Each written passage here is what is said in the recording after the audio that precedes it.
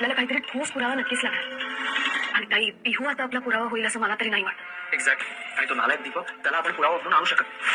पुरावा शोधायला काहीतरी धागा सापडला पाहिजे. काहीतरी धागा नक्कीच असेल, कारण कुठलाच क्राईम 100% परफेक्ट नसतो. कुठला तरी तुकडा मागे राहतोच जो आपल्याला पुराव्याकडे लीड करतो. करेक्ट. लीड.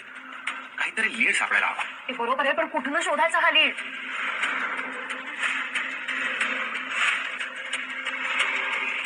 अरे अरे किती चर्चा केली तरी आपल्या हाती काहीही लीड लागलेला नाहीये. असं वाटतंय सगळे रस्तेच बंद झाले. तेच तर. फिरून फिरून परत तिथेच अडकली आपली गाडी. गाडी, रस्ता, लीड लीड सापडला. काय काय बोलता तुम्ही जीवा? एक मिनिट. तुला आठवत आहे का, लग्न मंडपात परत येत असताना माझा ऑलमोस्ट दीपकच्या कार सोबत ऍक्सिडेंट झाला असता. तेव्हा त्याच्या कारचा ड्रायव्हर खाली उतरला आणि मी खाली उतरलो. काय गाडी सर, माफ करा सर. काय माफ करा? ऍक्सिडेंट झाला असं म्हणजे? हो सर, गाडीत पेशंट आहे त्यामुळे सर माफ करा सर. काही होती सर. हो बरोबर बोलता तुम्ही. म्हणजे हा माणूस दीपक सोबत सामील असणार आहे. म्हणजे तो दीपकचा साथीदार असणार. साथीदार. हा साथीदारच आपला लीड आहे. आता हा साथीदारच आपल्या कामी येऊ शकतो. पण हा सापडणार कुठे? ताई, माझ्या बाळाला काही होणार तर नाही? आणि नाही नाही, बाळाला काहीही होणार नाही. हे बघ, त्याच्यावर सर्जरी सुरू आहे ना. आपलं बाळ लवकर बरं होईल. तू नको रे काळजी करूस. ताई, खूप टेन्शन येतं. डॉक्टर सर्जरी कशी झाली? माझं बाळ ठीक आहे ना? काय झालं? तुम्ही बोलत का नाहीये? काही प्रॉब्लेम तर नाहीये ना? हे बघा, बाळाचं काही बरं वाईट तर झालेलं नाहीये ना? नाही, बाळाला काही झालं नाही, पण सर्जरी फेल झाली. म्हणजे बाळाच्या जीवाला काही धोका तर नाहीये ना? आता काही सांगता येणार नाही. बाळाला आम्हाला पुन्हा पेटीत ठेवावं लागेल. बाळाची तब्येत खूप सिरियस आहे. पुढचे 24 तास बाळासाठी खूप इम्पॉर्टंट आहेत. 24 तास? 24 तास सांगितले डॉक्टर. यात माझं बाळ कसं बरं होईल? मी सांगते, आपण त्या साथीदारापर्यंत कसं पोचायचं ते. कसं? दीपकच्या मदतीने. काय? दीपकच्या मदतीने? काय बोलतेस तू? ज्या माणसामुळे तू चक्रव्यूहात अडकलीस त्याच माणसाची आपण मदत घ्यायची? अजिबात नाही, अजिबात नाही. तुम्ही माझं ऐका तरी. नंदिनी, त्या दीपकचा विषयच आहे आणि तो दीपक आपल्याला का मदत करेल? नाही तर काय? नाही नाही नंदिनी, प्लीज तू हा विचार करूच नकोस. त्या नाना दीपकची मदत नको आहे का आपल्याला? अगं तुम्ही मूर्ख बनवून गेला तो दीपक. आता आपण त्याला मूर्ख बनवूया. आता हा दीपकच आपल्याला त्याच्या साथीदारापर्यंत घेऊन जाईल. अगं ऐका ना माझा जीवा, प्लीज. कसं? सांगते.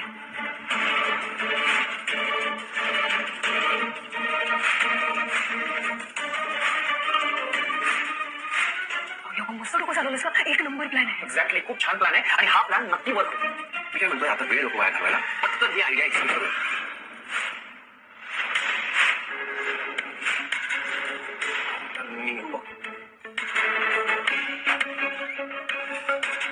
काय झाडू पोछा करायचा होता?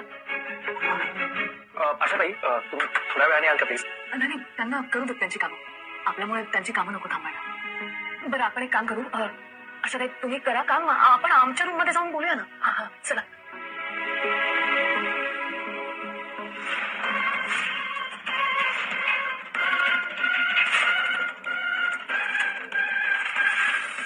चौघं एकत्र काय करताय?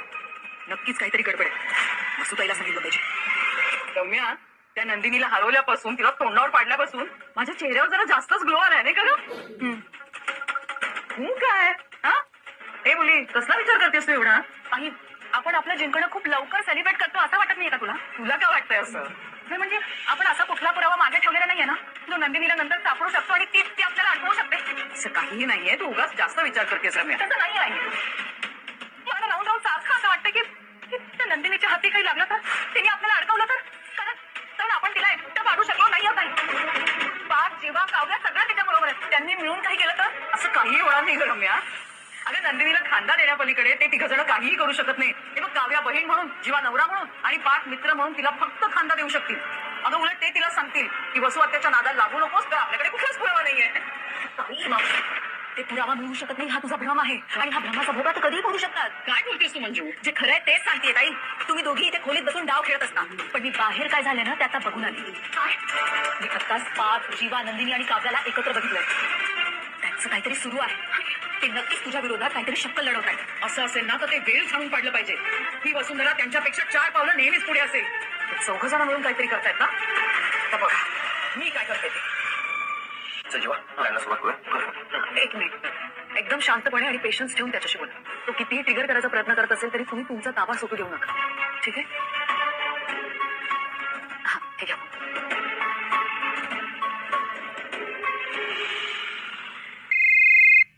दीदी नंदू डार्लिंग तुझ्याकडे माझा हा नवीन नंबर कसा काढला का? हो हा तुम्हाला खूप मिस करत होतीस ना? बरोबर ना? एक्झॅक्टली कुठून मिळाला माझा नंबर तुला? का तुला स्टॉप बसला? ए कोणच तू ज्याने तुला खोडून काढला होता ना तोच आहे शिवा. मार विसरलास माझा? ए तुझं मार सांगू दे रे. तुझ्या घरात येऊन तुम्हाला कोणालाही हात उचलला होता तुमच्यावर जो काही वाद केलाय त्याचं काय? ऐक ना परत काही साक्ष वगैरे द्यायची असेल ना तर बरोबर मला बंद हजर आहे. अरे आता तू कशाला?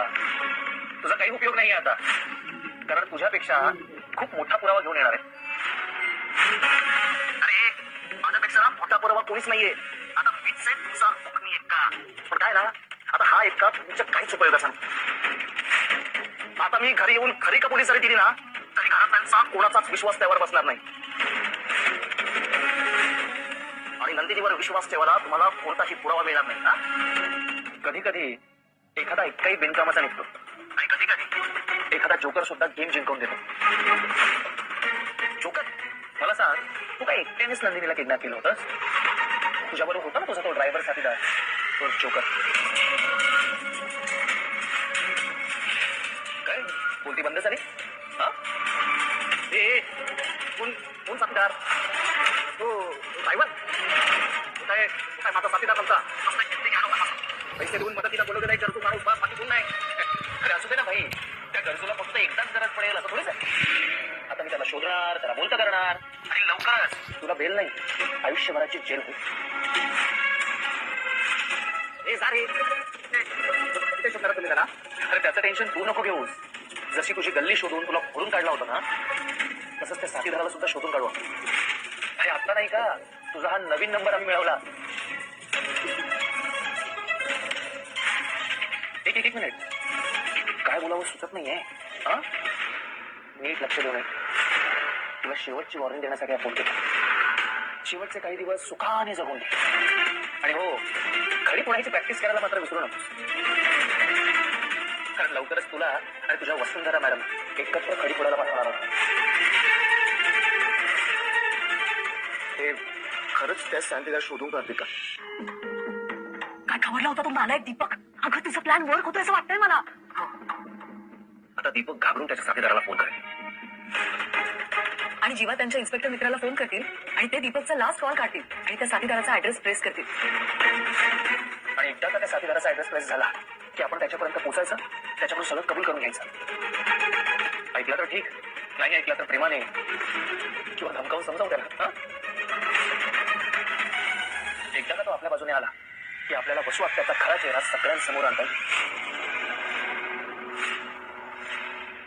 हा प्लॅन या नंदिनीचा. जर दीपकने त्याच्या साथीदाराला फोन केला तर मी कायमची अडकून पडेल. नाही काहीतरी केलं पाहिजे मला. लगेच दीपकला फोन करून कळवलं पाहिजे की त्याला फोन करू नकोस.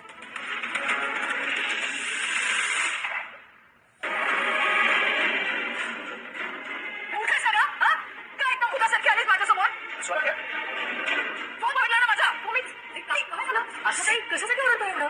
अहो काय नाही वसवात त्या तारका बाई उभ्या होत्या आणि माझा धक्का लागला आणि त्यांचा फोन बाधित पडला. अच्छा ताई वसवात त्या आमच्या रूम बाहेर उभ्या होत्या. हो खोटं बोल. काय करत होता आत्या बाई तुम्ही आमच्या रूम आहे? काय करत होता?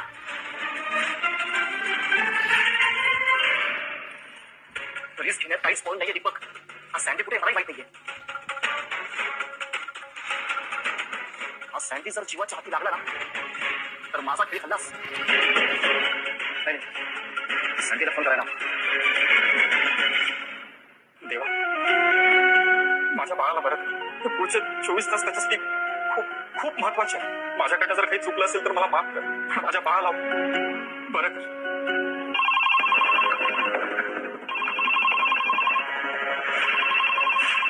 सर हे हॉस्पिटल आहे. फोन सायलेंट करा.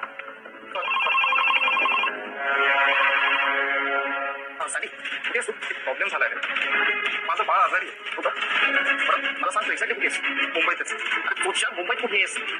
काय झालंय? इतके डिटेल्स कशाला हवेत तुला? अरे मी विचारतो तेवढं सांग.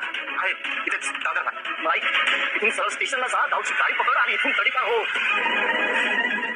दीपक काय बोलतोयस तू? इथे माझं बाळ आजारी आहे, त्याला पेटी ठेवलंय. हे तुला पेटी भरून पार्सल करायची वेळ आणू नको माझ्यावर. मी सांगतो तेवढं कर. सांगतो इथून तडीपार नाही झाला ना तर तुला बाबा म्हणायला तुझं बाळ देखील राहणार नाही, लक्षात ठेव. मुंबईतून गायब व्हायचं. आता सगळं लक्ष आहे तिच्यावर. कळलं? काय तू सांग ना, त्या काय करतेस तू इथे? अरे माझा फोन बंद पडलाय, तो आधी मला सुरू करू ना बोलू. तुमच्या सोयीने बोलायला आम्ही मोबाईल नाही बसलो इथे, कळलं? त्या इकडे अगं आशा ताई, हा फोन सांगा जाऊन ठेवा, ठीक होईल. अगं माझा फोन आहे, काय चिंता करू फोनची? आता तुम्हाला ठीक करते. हे माझा फोन ऐका, आमच्या प्रश्नाची उत्तरं द्या आधी. काय करत होता तुम्ही आमच्या रूम बाहेर? तू कोण होतेस मला विचारणारी? घर माझं आहे, मला हवं तिथे फिरेन मी. अच्छा, तुमच्या घरी मग स्वतःच्या घरात खोटेपणा करताना लाज नाही वाटते तुम्हाला? माझी लाज करते तू? बस शांत हो. काव्य कशाला बोलतेस? काही पण शांत हो जरा. आणि आत्ता तुम्ही शांत काय? त्या अगं काय करतेस तू? तुझ्या बायकोला समजाव आधी. मांजरीसारखी अंगावर येते माझ्या. तुम्ही काय मांजरीसारखं कशाला घुसपाळत असता माझ्या रूम बाहेर? मी तुला शेवटचं सांगतेय ना, सोड माझ्या. तुम्ही माझी नाती काय आता? शांत हो जरा. पार जीवा ते महत्वाचं काम करत होतात तेवढं करून घ्या ना प्लीज.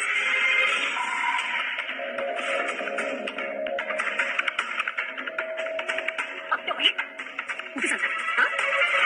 सोयी पकडली गेली म्हणून लगेच फळ काढताय का? आजपास सोडलं नाही आणि तुम्हाला. तेव्हा त्या दीपकने त्याच्या साथीदाराला फोन केला असेल, तू त्या मोरेला फोन करून विचार. Very good. हा मोरे, बोलू शकतो?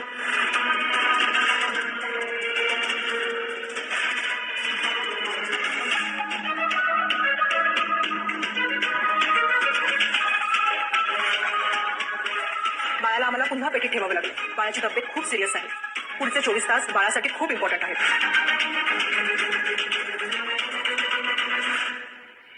मला लवकरात लवकर त्या मोरेतून रिवर्ट यायला हवाय. मला काही करून ना साथीदाराचा ऍड्रेस हवाय. येईल जीवा, एवढा उतावळा होऊ नकोस. डोकं शांत ठेवून आपल्याला काम करायचं. नंदिनीने मग काय सांगितलं लक्षात आहे ना तुझं? हात सोड माझा. नाही सोडणार. तू काय दादागिरी करणार आहेस माझ्यावर? मी भाग पाडलं तर मी दादागिरी करायला सुद्धा कमी करणार नाही, कळलं? आणि मुळात माझ्या रूम बाहेर उभा राहून माझं बोलणं ऐकणाऱ्यांवरती मी कशी दादागिरी करते ना हे तुम्हाला दाखवलंच पाहिजे. काव्या बस शांत हो जरा. शब्दांनी शब्द वाढतो. तुला दुसरं येतं तरी काय? तुम्हाला काय येतं? दुसऱ्यांची लग्न मोडणं, दुसऱ्यांच्या लग्नात त्यांना किडनॅप करणं, आणखी काय काय करता तुम्ही? खून, खंडणी, दरोडे प्लीज तू तरी शांत हो. ऐक ना जरा माझं. सर तू इथून तडीपार नाही झाला ना तर तुला बाबा म्हणायला तुझं बाळ देखील राहणार नाही, लक्षात ठेव. कळलं?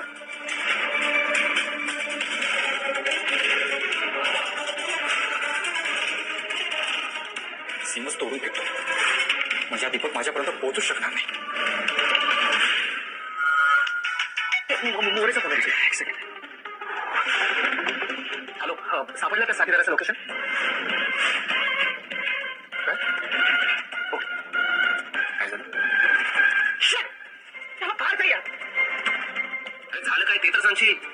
त्या साथीदाराचा फोन अचानक डिस्कनेक्ट झाला. डिस्कनेक्ट झाला म्हणजे मोरे काय बोलला? मोरे तेच म्हणत होता की 80% काम झालं होतं, पण अचानक फोन डिस्कनेक्ट झाला. याचा अर्थ एकतर कार त्याने तोडला असेल किंवा फोन डिस्ट्रॉय केला असेल. काही कळलं तर कळवतो मला. आता शेवटचा होप होता हा साथीदार आपला. आता नंदिनी निर्दोष आहे हे कसं सिद्ध करणार आहे? आता फक्त एक पुरावा मिळू देवा. बाई मग तुम्ही हात आणि मी चल अतिशाणी कुठे मला पुरावा मिळवून दाखवते. आणखी मी काय काय करू शकते ते सगळंच आज दाखवायला लावू नका मला. धमकी देतेस मला? मला धमकी देतेस? अरे बस करा आता, बस करा. काय झालं? हिला समजाव ना. धमकी नुसती सतत. क्या काय करतात वेगळं? प्लीज. जीवा काय झालं? झालं का तुमचं बोलणं? हो झालं. त्याच्या साथीदाराने त्याचा मोबाईल, त्याचं कार दोन्ही डिस्ट्रॉय केलं. शेवटची संधी होती आपल्याकडे त्याच्यापर्यंत पोहोचण्याची. ठीक आहे.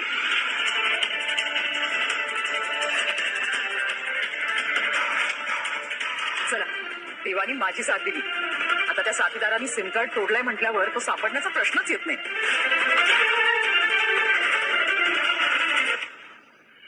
त्या दिवशी आरती घेण्यासाठी सगळेजण तुझ्यापुढे हात करून उभे होते आणि आज एकटेच. त्या साथीदाराला फक्त जीवा आणि नंदिनी या दोघांनीच पाहिले. आपण त्या माणसाला ओळखत नाही. माझ्या बहिणीला बाळ झालं का? आणि ते बाळ जन्मताच काचेच्या पेटीत आहे. मला सांगा आता कुठे? मी आता तिथे येते. लग्नानंतर होईलच प्रेम मालिकेच्या